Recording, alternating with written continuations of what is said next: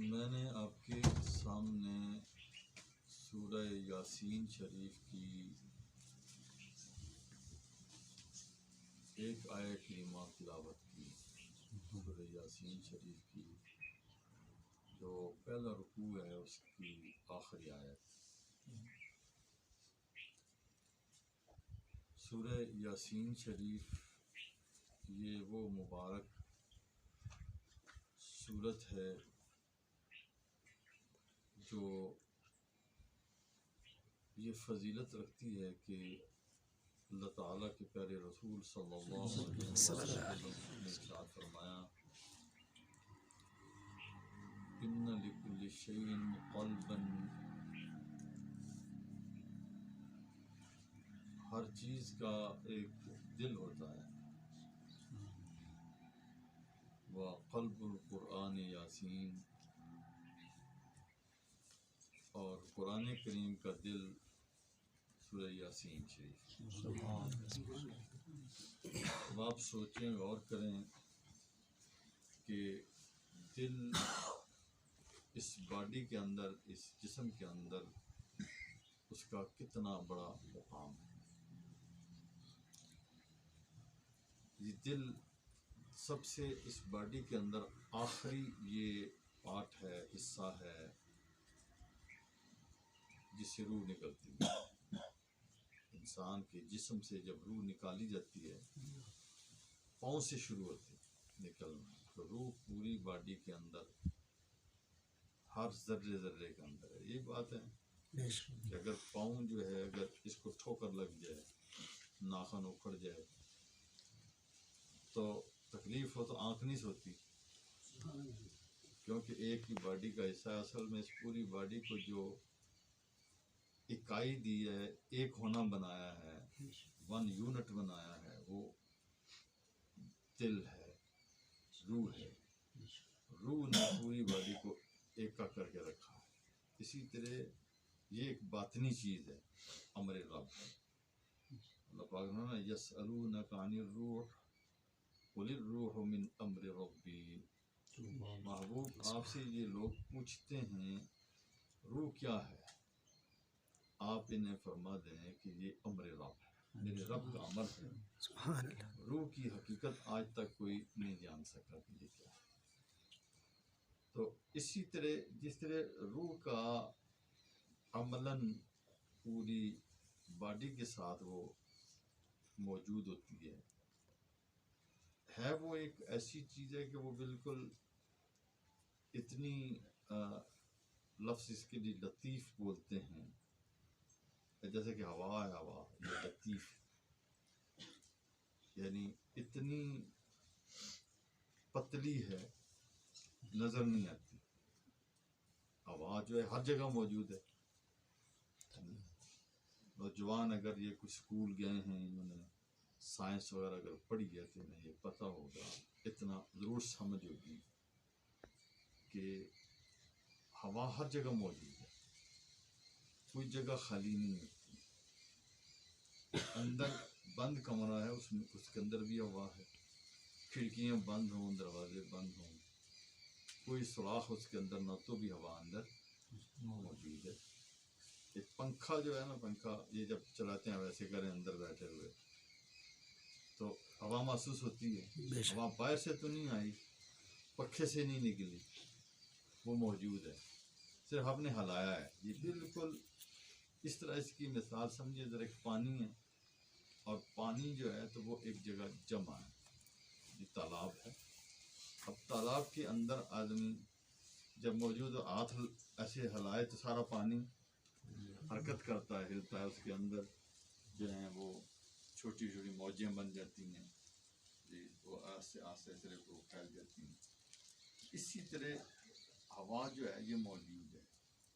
اب میں بات کر رہا ہوں، آپ سن رہے ہیں. اب کیسے سن رہے ہیں؟ ہوا کے ذریعے.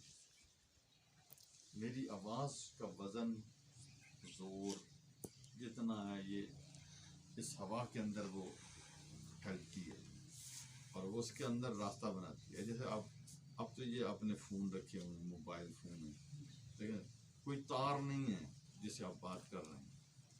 تو یہ ہوا کے ذریعے سے وہ برقی لہریں جو اس کے اندر وہ پہنچتی ہیں، تو آپ اس کا قسم سارا ایک لہر سے۔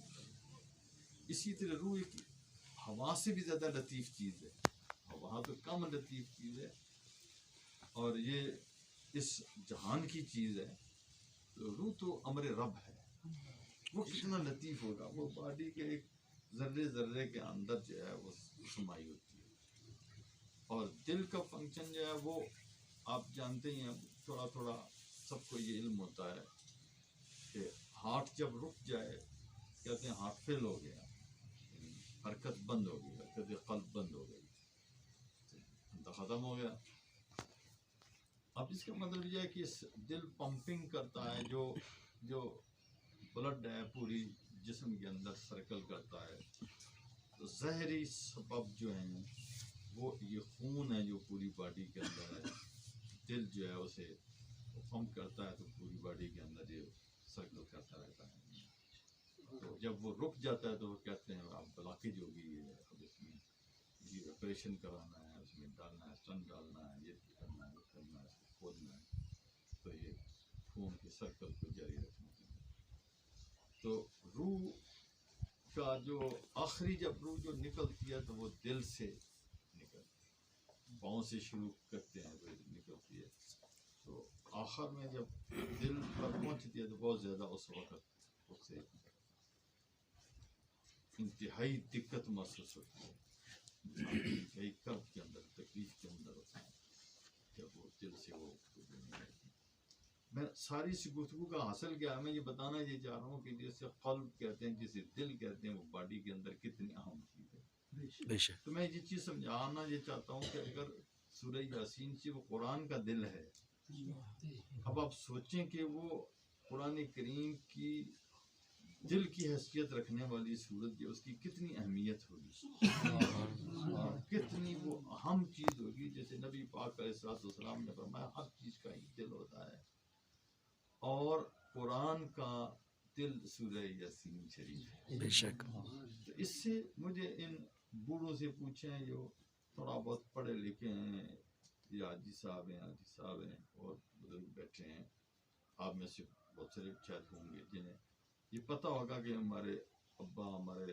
دادا، ہمارے بزرگ نانی، نانا، بوڑھے وہ صبح فجر کی نماز پڑھنے کے بعد قرآن پاک کھولتے ہیں، سورہ یاسین سے ضرور پڑھتے ہیں۔ کچھ تو خوش نصیب ایسے ہیں سارا قرآن کریم پڑھتے ہیں، تھوڑا تھوڑا روزانہ پڑھتے رہتے ہیں، کہ وہ جو سمجھتے ہیں کہ قرآن کریم اللہ پاک کا کلام ہے، اور قرآن کریم پڑھنا اللہ پاک سے بات کرنا ہے، کہ اس کا کلام اس پڑھے انسان اپنے منہ سے، تو وہ سمجھتا ہے کہ میرا دن جو ہے ضائع نہ جائے، میرے دن کا آغاز ہو، سٹارٹنگ ہو، شروع ہو، اس کی پہل ہو، شروعات ہوں، تو میری نظر قرآن پر پڑے اور میں قرآن کریم اپنی زبان سے پڑھوں، آنکھ میری ان حروف کو دیکھے، زبان میری پڑھے، تو دن بھر یہ نور میرے ساتھ یہ رہے۔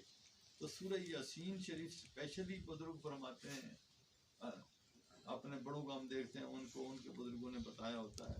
تو اصل کیا ہے؟ اصل یہ کہ نبی پاک علیہ السلام کا ارشاد ہے، ایک دوسری حدیث ہے جس میں آپ نے فرمایا کہ سورہ یاسین شریف فجر کے وقت پڑھنا، یعنی فجر کی نماز کے بعد اسے پڑھنا، تو یہ اس اگلے 24 گھنٹے کے لیے، اگلے دن کے لیے یہ ایک دفعہ پڑھنا کافی ہے۔ یعنی کافی کا مطلب کیا ہے؟ مطلب یہ ہے کہ اس کے اندر وہ نورانیت پاور، جو روحانی اسپرچل پاور ہے، وہ اتنی اس کے اندر ہے کہ یہ نور باڈی کے اندر سے رہے گا، کہ جو میں سمجھا ہوں، مطلب میں وہ بیان کر رہا ہوں کہ اگلے 24 گھنٹے اگر اس کی موت ہوتی ہے تو انشاءاللہ وہ ایمان بنائے گی۔ سبحان اللہ، سبحان اللہ، ماشاء یاسین اللہ۔ شریف جو ہے اس کے اندر وہ نور ہے، وہ لائٹ ہے، جو فرمانا اس دن کے لیے یہ کافی ہے۔ تو کافی کا مطلب کیا ہے؟ یہ بھوک نہیں لگے گی، پیاس نہیں لگے گی، یہ نہیں مانا، یہ مانا نہیں ہے روٹی کھانے کی ضرورت نہیں ہے، پانی پینے کی ضرورت ہے، وہ باڈی کی ضرورت ہے۔ ایک ضرورت ایمان کی ضرورت ہے، اور ایمان کی ضرورت کو یہ پورا کرتی ہے 24 گھنٹے کے اندر۔ جیسے کہ عام کہتے ہیں نا، ایک انڈا جو ہے وہ اگر کھا لیا جو تقریباً اس کے اندر اتنی قوت ہوتی ہے کہ وہ اگلے 24 گھنٹے آدمی نکال جاتا ہے، اسے بھوک ایسی نہیں لگے کہ وہ مر جائے اس کے ساتھ، یہ بھوکا مر جائے، ایسی بات نہیں ہے، یہ اتنی اس کے اندر جو ہے وہ قوت ہوتی ہے، ہر چیز کے اندر ایک قوت ہے۔ تو سورہ یاسین شریف جو ہے تو وہ اگر پڑھ لیتا ہے تو اس کا ایمان جو سیکور ہو جاتا ہے، وہ اس طرح کہ وہ ایک یوں سمجھیں کہ ایک یقین کر لینا چاہیے کہ انشاءاللہ ہماری موت جو ہے وہ اسلام پر ہوگی۔ تو جو یہی تو ایک ڈر کی چیز ہے، مرنا ہی تو ایک ڈر کی چیز ہے کہ مریں گے تو کیا حال ہوگا، اس وقت ہم کس حالت میں ہوں گے، ہم تو نہیں جانتے ہیں کہ کس وقت ہماری موت آئے گی، کہاں ہم ہوں گے، کس جگہ ہوں گے، کیا کر رہے ہوں گے، کس طرح ہوگی، کیا ہوگا، یہ سب چیزیں ہم ان چیزوں سے ناواقف، اس جگہ سے ناواقف ہیں، اس ٹائم سے ناواقف ہیں، اس حالت سے ناواقف ہیں کہ وہ حالت ہماری کیا ہوگی، ہم کیا کر رہے ہوں گے، نیکی کر رہے ہوں گے، گناہ کر رہے ہوں گے، کوئی کسی کو برا کہہ رہے ہوں گے، کسی کی غیبت کر رہے ہوں گے، کسی پر ظلم کر رہے ہوں گے، کسی کی زمین دبا رہے ہوں گے، کسی کے بارے میں بری سوچ رہے ہوں گے، یا ہم نماز پڑھ رہے ہوں گے، قرآن پڑھ رہے ہوں گے، نیکی کر رہے ہوں گے، حج کر رہے ہوں گے، احرام باندھا ہوگا، کیا حالت ہوگی یہ ہمیں پتہ نہیں ہے، یہ تو اللہ پاک بہتر جانتے ہیں کہ کیا ہے۔ دیکھیے اب اگر کسی کی موت کے وقت اگر کوئی اس کی موت اسلام پر ہوتی ہے تو پھر یقیناً وہ بالآخر جنتی ہوگی، بے شک اگر انشاءاللہ۔ کتنا بھی گناہ گار ہے، خدا نخواستہ اگر اسے سزا بھی ہوتی ہے، جہنم میں بھی جاتا ہے، تو پھر وہ ہمیشہ نہیں رہے گا جہنم میں، جہنم سے بالآخر اسے نکال لیا جائے گا، کیونکہ ایمان جو ہے اس کے سینے کے اندر موجود ہے گا۔ لیکن یہ ہوگا کہ سزا، یہ حقوق اللہ ہوتے ہیں اور حقوق العباد ہوتے ہیں، دو قسم کے حق ہوتے ہیں۔ اللہ پاک کا حق کیا ہے کہ اس نے ہمیں پیدا فرمایا ہے، تو کتنا واضح بالکل کھلا کر دیا کہ نبی پاک علیہ الصلوۃ والسلام نے فرمایا کہ اسلام کی بنیاد جو ہے یہ 5 چیزوں پر ہے، اور کتنے کلیئر کٹ 5 چیزیں ہیں۔ کلمہ ہے، شہادت ہم جو پڑھتے ہیں، ویسے پڑھے نہ پڑھے کو مر جائے تو ضرور پڑھتے ہیں، کندھا دیں تو ضرور زور زور سے پڑھتے ہیں، میں بھی پڑھ رہا ہوں، حالانکہ اس کی کوئی ضروری نہیں ہے کہ وہ پڑھیں، ہم اس کو اتنا ضروری سمجھتے ہیں، دل میں بھی پڑھ سکتے ہیں، ویسے بھی پڑھ سکتے ہیں، ویسے پڑھنا تو منع نہیں کرنا، تو ہر وقت پڑھنا چاہیے جی۔ ہم اس وقت زیادہ زور سے کیوں پڑھتے ہیں، اس وقت کوئی سمجھا کبھی کیوں پڑھتے ہیں؟ اسی لیے پڑھتے ہیں کہ اب وہ جس نے مرنا وہ تو فوت ہو گیا، اب وہ کس حالت میں گیا وہ تو ہمیں نہیں پتا ہے، ہمیں تو نہیں پتا ہے وہ کس حالت میں وہ گیا ہے۔ ہم یہ توقع کرتے ہیں کہ ایک مسلمانوں کی اولاد ہے، مسلمانوں میں پیدا ہوا ہے، مرد ہے یا عورت ہے، چھوٹا یا بڑا ہے، تو یہ مسلمان ہی ہے اور گیا ہے، لیکن اصل وہ تو اللہ پاک بہتر جانتے ہیں۔ اب اس کی بنیاد پر ہم پڑھ رہے ہوتے ہیں ساتھ ہم بھی، تو یہ کلمہ شہادت جو ایک بنیاد ہے، اور دوسری بنیاد جو ہے وہ ہے نماز، پھر ایک بنیاد ہے زکوٰۃ، پھر روزہ، پھر حج۔ اب حج ہر آدمی پر فرض نہیں کہ جس کے پاس مال ہے اس پر فرض ہو جاتا ہے، لیکن مال کب ہو یہ مسئلہ بھی سمجھنا ہے۔ اب یہ بات جو ہے تو مثلا حج کے مہینے ہیں جو، تو حج کے مہینے جو ہیں وہ ہیں آپ شوال، ذوالقعدہ، ذوالحج، سمجھا گی؟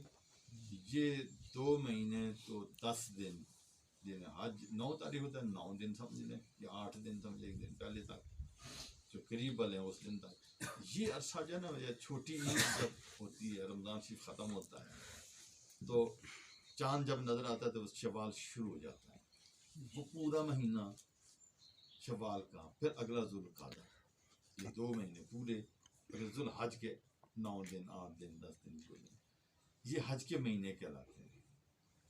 اس عرصے کے اندر اگر بندے کے پاس اتنی مالیت ہو جاتی ہے، روپیہ پیسہ ہو جاتا ہے، جس ملک میں جہاں بھی رہتا ہے، وہاں سے لے کر کے مکہ شریف تک آنے جانے کا کرایہ بن جاتا ہے، اس مالیت کے اندر کرایہ آسانی سے ہو جاتا ہے۔ اتنے عرصے کے لیے اپنا کھانا سفر کے دوران وہاں جتنے دن لگیں، ہفتے 2 4 8 10 جو بھی لگیں، اتنے عرصے کے لیے کھانا بھی اس کے پاس موجود، اسی پیسے سے پورا ہو جاتا ہو جی۔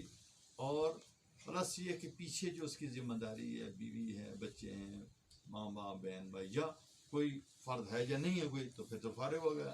اگر ہیں تو پھر ان کے اگر وہ کفیل ہے یہ ان کی کفالت کرتا ہے، پرورش کرتا ہے، ان کا کھلانا پلانا اس کے ذمے ہے، تو وہ پیسہ بھی ہو کہ ان کو وہ خرچہ دے دے کہ یہ تم کھاؤ پیو 4 ہفتے کے لیے 5 ہفتے کے لیے جا رہا ہوں حج کے لیے. اس پر حج فرض ہو جاتا ہے. اتنا پیسہ آئے تو وہ اللہ تعالیٰ کی طرف سے اس پر وہ فرض ہو جاتا ہے. اب اگر وہ اس سال نہیں کرتا تو فرض ہو گیا.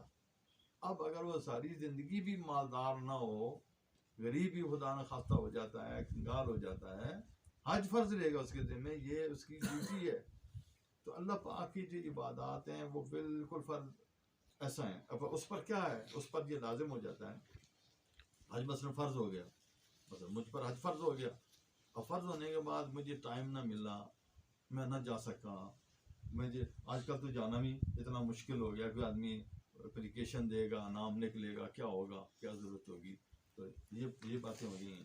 تو اگر کسی وجہ سے میرے لیے کیا ضروری ہے، پھر میرے لیے یہ ضروری ہے کہ میں وصیت لکھ دوں بھائی مجھ پر حج فرض ہو چکا ہے. اب اگر میں نہ جا سکا تو میرے وارث جو ہیں میرے مال سے حج ضرور کریں، خود کریں، کسی کو بھیجیں میرے ذریعے حج کرانا، یہ مجھ پر لازم ہے. روزے آپ جانتے ہیں رمضان شریف کے روزے فرض ہیں ہر ایک پر جی. جو اس کی قوت رکھتا ہے، طاقت رکھتا ہے، بڈھا نہ ہو بالکل، جو 24 گھنٹے کے اندر 8 دفعہ 10 دفعہ سے کھانا پڑے، ہر 2 گھنٹے بعد کوئی چیز اسے دینی پڑے جی، تو وہ تو اس پر روزہ فرض نہیں ہوگا، بلکہ اس فرضیت کے لیے فدیہ دینا اس پر لازم ہوگا. وہ فدیہ جو ہے وہ 1 روزے کے بدلے میں دیتے ہے، اس کا بدل ہے. تو مال اگر اس کے پاس موجود ہے، آپ جانتے ہیں مسائل، تو وہ زکوٰۃ جو ہے اس پر فرض ہے. یہ وہ احکام ہے جو اللہ پاک نے اسلام کی بنیاد ان پر رکھی ہے. یہ ہم پر لازم ہے، اللہ تعالیٰ نے ہم پر لازم کر دیا ہے. حقوق العباد بھی اللہ پاک نے ہم پر ذمہ ڈالے ہیں. یہ ماں باپ ہیں، ان کی خدمت، یہ بیوی ہے اس کی خدمت، یہ بچے ہیں ان کی پرورش کس طرح کرنی ہے. ایک گٹھی دینے سے لے کر کے، کان میں اذان پڑھنے سے لے کر کے، اس کی ساری زندگی جب تک وہ جوان ہوتا ہے، بالغ ہوتا ہے، اس کے بالغ ہونے تک جو ہے یہ ماں باپ کی ذمہ داری ہے کہ اس کی تربیت جو ہے وہ اچھی کریں. بالغ ہو جائے تو پھر اسے شادی کرا دیں، اسے گھر بسا دیں، اس کی وہ کوشش کریں جو ان کی. تو یہ ان پر لازم نہیں ہے، لیکن ان کی ذمہ داری بنتی ہے اخلاقی طور پر کہ وہ ضرور اس کی یہ کریں، ورنہ وہ خود اپنا ذمہ دار ہوتا ہے. اصل یہ ہے مصیبت یہاں یہ ہے کہ ہم دینی مسائل کو اس طرح لیتے نہیں ہیں، سمجھتے نہیں ہیں. تو ہم سمجھتے ہیں جس طرح کوئی سنا ہے یا جس طرح کوئی ایک علاقے کی ریت چلی آئی ہے تو اسی کو ہم سمجھتے ہیں کہ یہ عرف آخر ہے. یہ ہمارے لیے مشکل ہے جی. اب مثلا جو بالغ ہو گیا ہے تو اب وہ بالغ ہے، اب وہ کما سکتا ہے. اسلام یہ کہتا ہے آپ کمائے، کما کر کے تو اپنی شادی خود وہ ارینج کرے، وہ خود کرے. اب یہاں معاملہ یہ ہوتا ہے ماں باپ اس کے سپورٹر ہوتے ہیں، اس کو عقل بتاتے ہیں، تمیز بتاتے ہیں، یہ بہتر ہے، یہ بہتر ہے، لیکن ٹھونس نہیں سکتے ہیں، اس پر لازم نہیں کر سکتے کہ جو ہم نے فیصلہ کرنا ہے وہی فیصلہ ہوگا، تمہاری بات نہیں سنی جائے گی. یہ بات نہیں ہے، یہ بات شرعی نہیں ہے. اخلاقاً ان کا یہ ضرور بنتا ہے کہ وہ سمجھائیں، بتائیں یہ بہتر ہے، یہ آگے زندگی تم نے گزارنی ہے. لیکن ہم الٹی کیا کرتے ہیں، ہم کہتے ہیں زندگی بے شک اس نے گزارنی ہے یا نہیں گزارنی، یہ بات ہے ہمارا فیصلہ، ہم نے کہہ دیا ہے اب اس کو یہ کرنا ہی کرنا ہے. دیکھو جی ناراض جی ذرا گالو جی آنکھ کر دیتا ہے جی. آنکھ کا لفظ ہم نے ایسا یہ آسان سمجھ لیا ہے تو بول دیتے ہیں وہ بالکل نہیں. تو یہ سب چیزیں جتنی بھی ہیں تو یہ حقوق العباد ہے. بندہ اللہ تعالیٰ قادر ہے ہر چیز پر، لیکن اس نے جو حقوق بنائے ہیں اس کے لیے اللہ پاک نے کچھ احکام بتائے ہیں. مطلب یہ حق بنایا بندہ اگر ایک بندے کی زمین جہاں کسی نے مار لی، دبا لی، اب وہ غریب آدمی، اس کا زور نہیں ہے، زر نہیں ہے، پیسہ نہیں ہے، زور نہیں ہے، اب اس کی زمین دبا رہا بیچارہ ساری زندگی اسے دنیا سے چلا گیا. اب کیا خیال ہے آپ کا کہ یہاں انسان کی زندگی اور حیوان کی زندگی برابر ہے؟ ایسا تو نہیں. اس لیے قیامت اللہ نے رکھی ہے کہ وہاں اللہ پاک کی بارگاہ میں حساب دینا ہے. اب وہاں حساب ہوگا. اب وہ آدمی جس نے کسی پر ظلم کیا، جس کا پیسہ دبایا، زمین دبائی، اب اسے کہا جائے گا لاؤ اس کا حق دو. اب حق کیسے اسے دیا جائے گا؟ اب وہاں تو وہ زمین کی تو ضرورت نہیں ہوگی، کیا ہوگا؟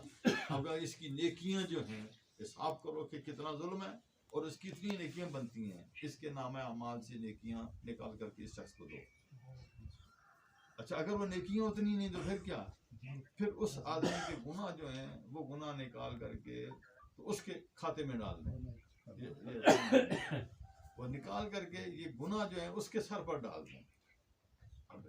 اب یہ ہوگا وہاں جی، لیکن اللہ تعالیٰ اس بات پر قادر ہے، جو میں اللہ پاک کی رحمت بتا رہا ہوں کہ وہ قادر ہے، وہ رحیم ہے، ارحم الراحمین ہے، چاہتا ہے کہ میں اس بندے کو نہ پھنساؤں، یہ نہ پھنسے، اس بندے کا حق اگر اسے دینا ہے مگر یہ اس کو معاف کرے، وہ معاف نہیں کرتا، کہتا میں نہیں معاف کرتا، یہ میں دے تو اللہ پاک اسے راضی کرے گا، فرمائے گا کہ تیرا یہ حال ہے، تیرے لیے چانسز جنتی ہونے کے کیا ہیں، کتنے ہیں یا نہیں ہیں جی۔ تو اب وہ جو آدمی ہے تو جب اپنا انجام جانے گا تو اگر تو اس کو معاف کرتا ہے تو اللہ تعالیٰ فرمایا میں تمہیں بھی معاف کر دوں گا، پھر ہو سکتا ہے وہ اپنا حق معاف کرے گا، میں مولا کریم اس کو معاف کرتا ہوں۔ تو یہ اللہ پاک وہ قادر ہے، وہ اسباب کیسے بھی بنائے، لیکن جو رولز ہمیں دیے گئے ہیں وہ وہی ہیں جسے ہم نے ڈرنا ہے۔ کیا ضروری ہے کہ ایسا ہوگا ہمارے لیے، ہمیں تو نہیں پتا، ہمیں سے بھی خبر ہے۔ تو یہ ساری باتوں کو خلاصہ یہ ہے کہ اس زندگی کے اندر ہم پر حقوق ہیں اور یہ مرنے تک ہیں۔ اب وہ آخری وقت جو ہمارا کیسے ہوگا، ہمارا ٹرننگ پوائنٹ ہمارا آخری سانس ہے، اس وقت ہم یا اہل جنت میں سے ہوں گے یا اہل جہنم میں سے ہوں گے۔ اب تو جنت والی ٹیم ہمیں لے کے جائے گی یا جہنم والے لے کے جائے گی ہمارے لوگ کو، اب یہ ہمیں پتہ نہیں اس وقت کیا ہوگا۔ آثار ہوتے ہیں، آثار سے آدمی اندازہ کرتا ہے ہاں یہ بندہ نیک تھا، صالح تھا۔ اس لیے حکم یہ ہے کہ جب بھی آدمی فوت ہو جائے تو پھر یہ نہ کہو کہ یہ ایسا تھا ویسا تھا، کہو اچھا تھا، اے اللہ پاک اسے ہم سب معاف کرتے ہیں، اسے بخش دے، معاف کر دے جی، اللہ پاک اس نے میرے ساتھ اچھائی کی ہوئی ہے، اگر کوئی برائی کے میں سے معاف کر دیا ہے۔ جب یہ کچھ ہم کرتے ہیں نا تو اللہ پاک فرماتا ہے کہ یہ میرے بندے ہیں، ان کی ظرف تھوڑا ہے، یہ پھر بھی اس بندے کو معاف کر رہے ہیں، تو میں تو ارحم الراحمین ہوں، اللہ تعالیٰ سے معاف ریٹرن آئے گی، ہم نے نیکی کی ہوگی کسی کے ساتھ، اپنا معافی دی ہوگی، اللہ تعالیٰ ہمارے لیے بھی سبب پیدا کر دے گا۔ تو مرنا جو ہے وہ اوکھا وقت ہے۔ تو سورہ یاسین کافی ہے، کیا مطلب کہ ایمان اس کا سیکیور ہو جاتا ہے، یہ یقین ہو جاتا ہے، امید ہو جاتی ہے اللہ پاک کی بارگاہ میں کہ ہمارا خاتمہ اس دن ایمان پر ہوگا۔ سورہ یاسین کی اب بس بات ختم ہو گئی کہ میں نے جو آیت کریمہ پڑھی اس کا مفہوم کچھ اس طرح اللہ پاک نے یہ فرمایا ہم ہی مردوں کو زندہ کریں گے، اور یہ مردے مراد ہم سب ہیں، جو پہلے اگلے پچھلے پیدا ہونے والے جتنے بھی ہیں، اب ہم زندہ کریں گے، اور اس زندگی میں انہوں نے جو کچھ کیا ہم اس کو لکھ لیتے ہیں۔ وَنَكْتُبُ مَا قَدَّمُوا، جو انہوں نے آگے بھیجا ہے وہ لکھ لیتے ہیں۔ وَآثَارَهُمْ، جو پیچھے چھوڑا وہ بھی دیتے ہیں، نیکی ہے برائی ہے وہ سارا لکھا جاتا ہے۔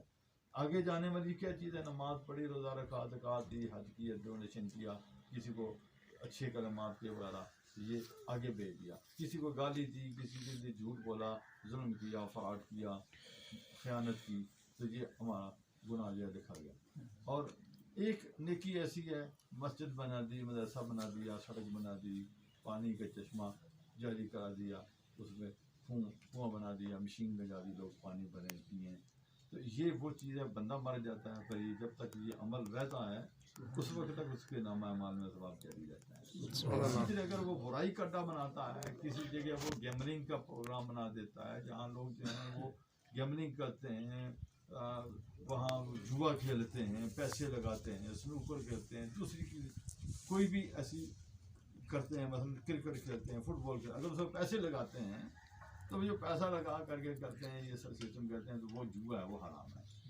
اگر اس طرح کی کوئی اس نے کلب وغیرہ بنائے، سے کی جگہ بنائی، اڈے بنائے جہاں سے جوا وغیرہ برائی ہوتی ہے، وہ اس کے نام اعمال میں تو وہ برائی ہوتی ہے۔ یہ وہ چیزیں ہیں، اللہ پاک نے فرمایا کہ ہم مردوں کو زندہ کریں گے، ہم لکھ لیتے ہیں۔ سورہ یاسین کے اندر یہ پیغام ہے، اے ایمان والو یہ سوچ لینا کہ تم نے مرنا ہے، اور یہ بھی سوچ لینا تمہارا ہر عمل لکھا جاتا ہے. بے شک. تو جب یہ دو باتیں ذہن میں ہوں گی تو آدمی کو دن اپنا پھر کیسے گزارنا چاہیے؟ اسے ایسے ہی گزارنا چاہیے نا اپنا دن کہ کوشش کرے کہ میں کوئی ایسی بات نہ کروں جو جہنمی والا کام ہو، بلکہ مجھے ایسا کام کرنا جو جنتی والا کام ہو. دعا یہ ہے کہ اللہ تعالیٰ جو کچھ میں نے کہا ہے اس پر آپ سب کو اور آپ کی برکت سے اللہ تعالیٰ مجھے بھی عمل کرے.